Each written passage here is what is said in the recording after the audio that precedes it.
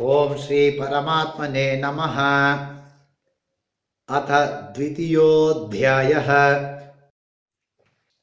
शान्ताकारं भुजगशयनं पद्मनाभं सुरेशं विश्वाधारं गगनसदृशं मेघवर्णं शुभांगं लक्ष्मीकान्तं कमलनयनं योगिभिर्ध्यानगम्यं वन्दे विष्णुं भवभयहरं सर्वलोकैकनाथम्। यं ब्रह्मा वरुणेन्द्ररुद्रमरुतः स्तुन्वन्ति दिव्यैस्तवैः वेदैः साङ्गपदक्रमोपनिषदैः गायन्ति यं सामगाः ध्यानावस्थिततद्गतेन मनसा पश्यन्ति यं योगिनः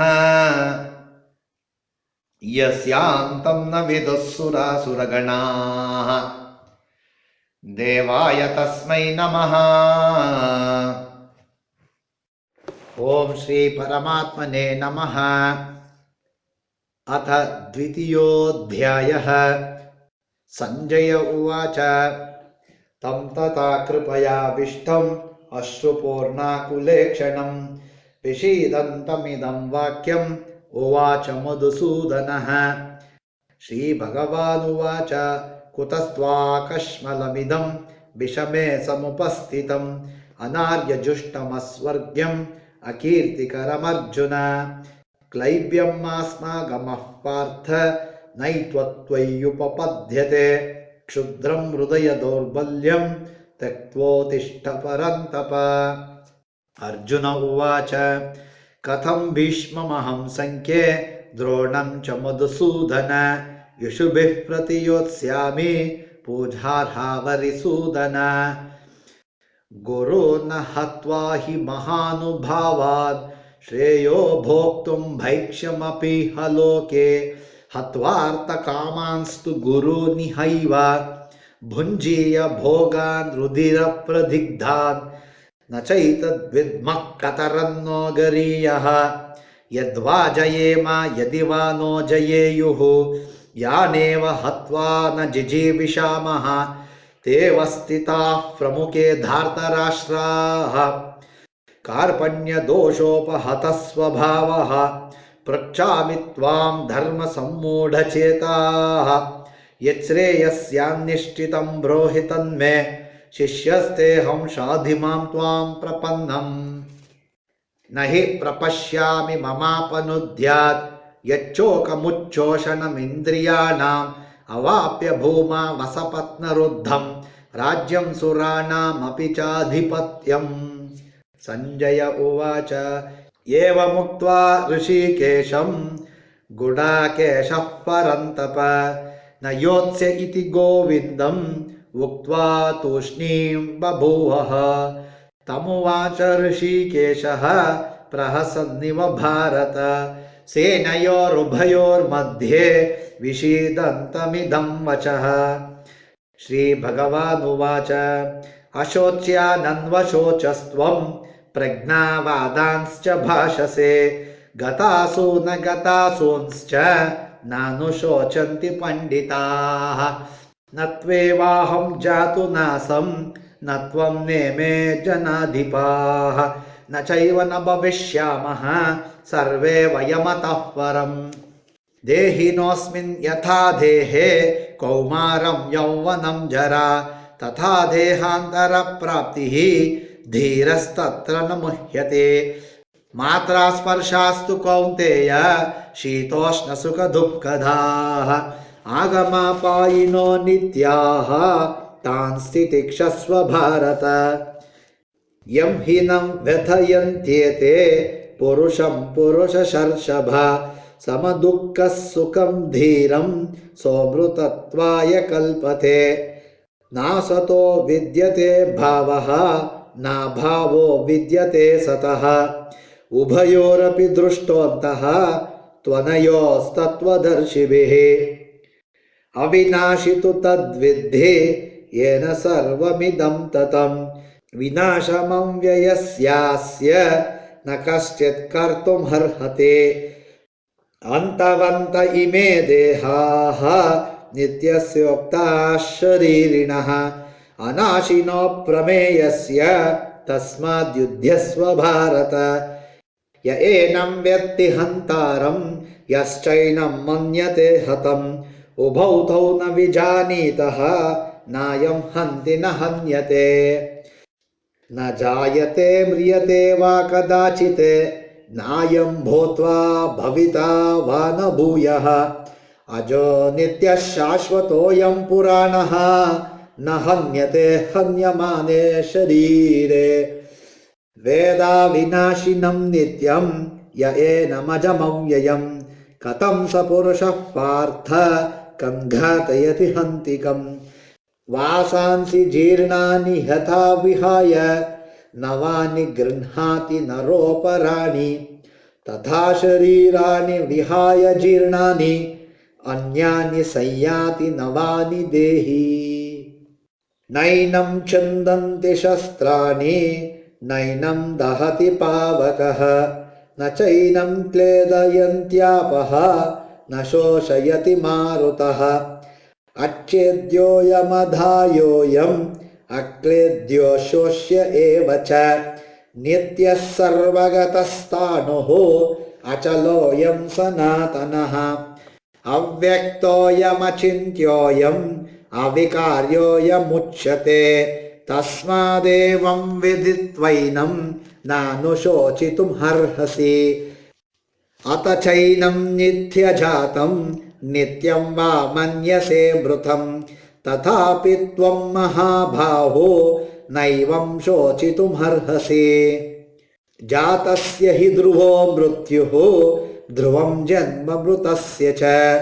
तस्मादपरिहार्येऽर्थे न त्वं शोचितुमर्हसि अव्यक्तादीनि भूतानि व्यक्तमध्यानि भारत अव्यक्तनिधनान्येव तत्र का परिदेवना आश्चर्यवत् पश्यति कश्चिदेनम् आश्चर्यवद्वदति तथैव चान्यः आश्चर्यवच्चैनमन्यः शृणोति श्रुत्वाप्येनं वेद न चैव कश्चित् देहि नित्यमवध्योऽयं देहे सर्वस्य भारत तस्मात् सर्वाणि भूतानि न त्वं शोचितुमर्हसि स्वधर्ममपि चावेक्ष्य न विकम्पितुमर्हसि धर्म्याद्धियुद्धात् श्रेयोऽन्यते क्षत्रियस्य न विद्यते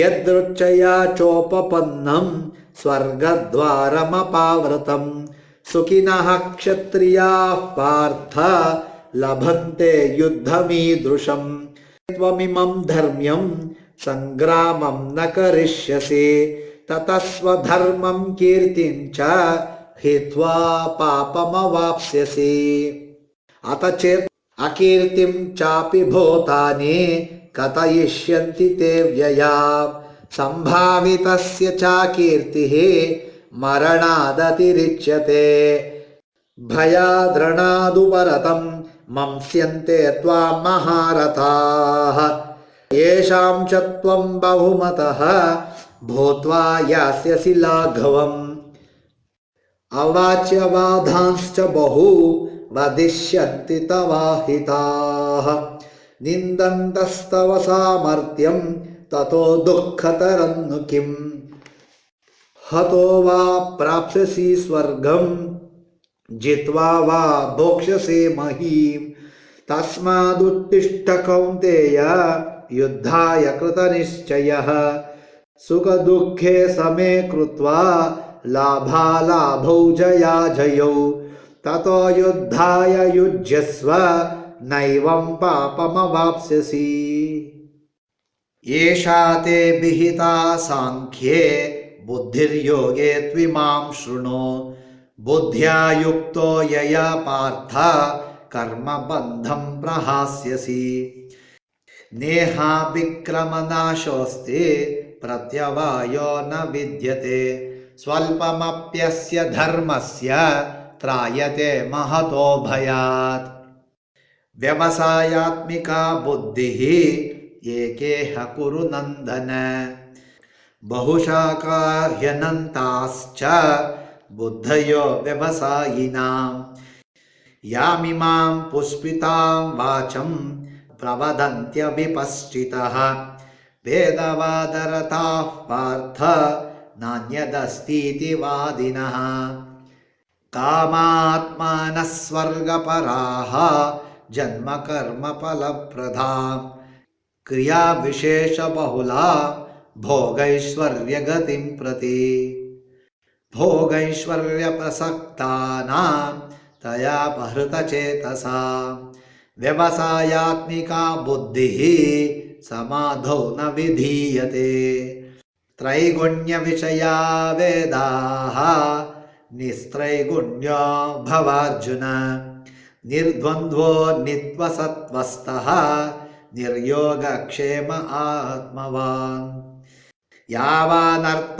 उदपाने सर्वतः सम्प्लुतोदके तावान् सर्वेषु वेदेषु ब्राह्मणस्य विजानतः कर्मण्येवाधिकारस्ते मा फलेषु कदाचन मा कर्मफलहेतुर्भूः मा ते साङ्गोऽस्त्वकर्मणि योगस्तः कुरु कर्माणि सङ्गं त्यक्त्वा धनञ्जय सिद्ध्यसिद्ध्योः समो भूत्वा समत्वं योगमुच्यते दूरेण ह्यवरं कर्म बुद्धियोगात् धनञ्जय बुद्धौ शरणमन्विच्छ कृपणाः फलहेतवः बुद्धियुक्तो जहातीह उभे सुकृतदुष्कृते तस्माद् योगाय युज्यस्व योगः कर्मसु कौशलं कर्मजं बुद्धियुक्ता